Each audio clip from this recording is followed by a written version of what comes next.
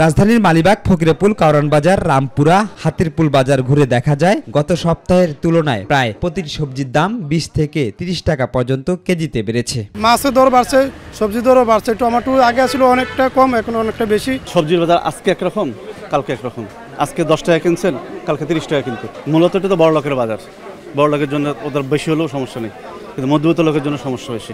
সবজির দাম বেড়েছে কত, প্রতিটা কেজিতে 20 টাকা করে, 30 টাকা করে বাড়ছে। মুদিপণ্যের দাম স্বাভাবিক থাকলেও চালের দামে বাড়তি অর্থ গুনতে হচ্ছে ক্রেতা সাধারণের। আলু 30, পেঁয়াজ হলো 60 টাকা কেজি, 58 টাকা, আর আদা হইলো 150 টাকা কেজি, রসুন হলো 180 টাকা কেজি। কিন্তু তেলের দাম তো আমরা শুনছি যে বাজারে নাকি কমানোর কথা, ট্যাক্স কমাইছে, কিন্তু ওই রকম ভাবে ওই রেটে এখনো আসে নাই। কেজিতে 6 টাকা 60 টাকা পর্যন্ত বাড়ছে মিনিকেট চাউলে। তবে গত সপ্তাহের চেয়ে ডিমের দাম নিম্নমুখী। প্রতি ডজন ডিম বিক্রি হচ্ছে 110 থেকে 120 টাকায়।